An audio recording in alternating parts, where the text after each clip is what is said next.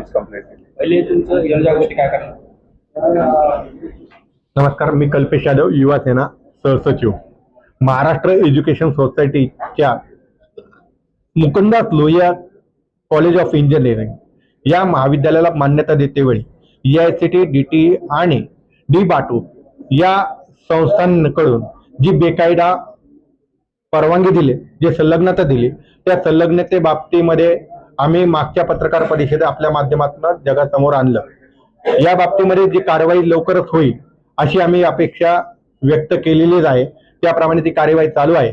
पण यंदाच्या पुढील शैक्षणिक वर्ष 2026-27 या चालू शैक्षणिक वर्षामध्ये या महाविद्यालयाला प्रवेश प्रक्रियेत न वगळावं आणि या इंजिनिअरिंग कॉलेजची मान्यता रद्द करावी, पुनर्मान्यता देण्यात येऊ नये यासाठी EICT, DT, चंद्रकांत पाटील यांच्याकडे निवेदन देण्यात आलं. ती आग्रही मागणी लावण्यात आली. त्याचप्रमाणे जसं इंजिनिअरिंग कॉलेजचे वर्ग बेकायदा आहे, त्याचप्रमाणे सावित्रीबाई फुले पुणे विद्यापीठाच्या संलग्नित महाविद्यालयांना, विविध महाविद्यालयांना सुद्धा बेकायदा परवानगी दिल्याचं समोर आले. त्यातील विधी महाविद्यालय जे आहे टिळक रोडचं, त्या टिळक रोडच्या विधी महाविद्यालयात जर बघितलं तर मूट कोर्ट, कायदेशीर सल्लागार केंद्र आदी संगणक कक्ष, सुसज्ज लायब्ररी आणि अपंग विद्यार्थ्यांसाठी रॅम्प अशा पायाभूत सोयीसुविधा उपलब्ध विकसित नसताना सुद्धा या विधी महाविद्यालयाला दिलेली परवानगी रद्द करावी.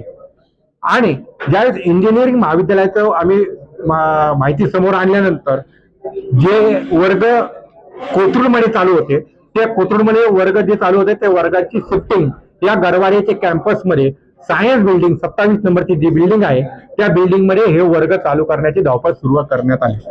मग या सायन्स बिल्डिंग मध्ये ज्यावेळेस इंजिनिअरिंग कॉलेजचे वर्ग चालू करतात त्यावेळी सावित्रीबाई फुले पुणे विद्यापीठाची NOC किंवा या सायन्स बिल्डिंग मधील PG, UGच्या अधिक विविध 21 अभ्यासक्रमाप्रमाणे सुमारे 1635 विद्यार्थी प्रतिवर्षीप्रमाणे या विद्यार्थ्यांचं साठी बेसिक सोयी सुविधा, त्यामध्ये BSc आहे, BSc कम्प्युटर आहे, BCA सायन्स आहे, BSc chemistry, BSc physics, microbiology, botany अशा विविध अभ्यासक्रमासाठी लागणाऱ्या ज्या लॅब्स आहेत त्या लॅब्स तिथं अस्तित्वात नसताना पुणे विद्यापीठाने जी संलग्नता दिली आहे ती संलग्नता काढून घेण्यासाठी तात्काळ समिती गठीत करावी आणि सत्यशोधक समितीच्या माध्यमातून हा अहवाल जगासमोर यावा आणि या बेकायदा महाविद्यालयाची परवानगी रद्द करावी अशी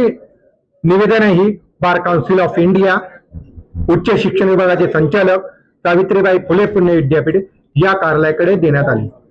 सर्वात मोठी बाब म्हणून आणि सर्वात मोठं धाडसी पाऊल जर म्हटलं तर या इंजिनिअरिंग महाविद्यालयाला दिलेली बेकायदा परवानगी त्यासाठी सादर केलेले, दिशाभूल केलेले करणारे जे कागदपत्र, फसवे कागदपत्र, फसवणूक केली या बाबतीमध्ये पुणे शहर पोलीस आयुक्त आणि डेक्कन पोलीस स्टेशनचे निरीक्षक यांच्याकडे तक्रार दिलेली आहे.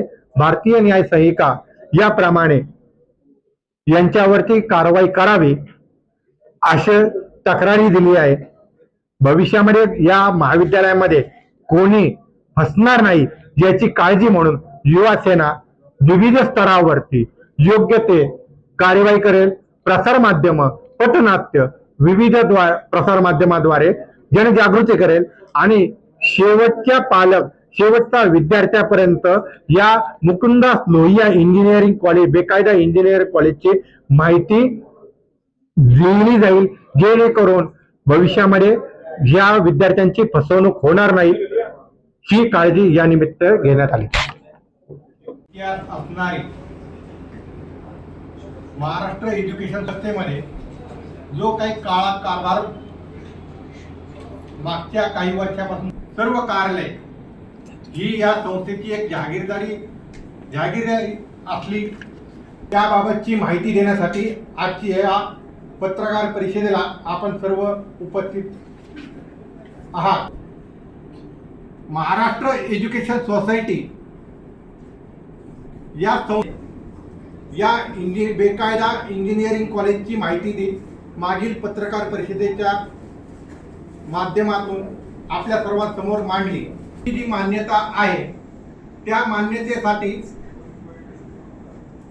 जी बांधकाम परवानगी सबमिट करण्यात आली ती संबंधित नकाशे ही जी इमारत आहे त्या 30 नंबर इमारतीच्या अनुषंगाने या महाविद्यालयाला परवानगी दिली.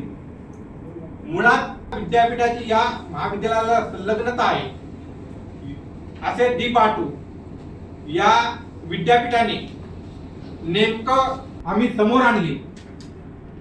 त्याचा प्रत्यय असा झाला की संबंधित जे विद्यापीठ जे महाविद्यालय आहे त्या महाविद्यालयाचे जे इंजिनिअरिंग कॉलेजचे जे वर्ग होते, इंजिनिअरिंग कॉलेजचे जे वर्ग आहे ते वर्ग मयूर कॉलनीमधून गरवारेच्या कॅम्पस जे सायन्स कॉलेज आहे 27 नंबरची इमारत आहे त्या इमारतीमध्ये भरवण्यासाठी त्याची धावपळ चालू झाली.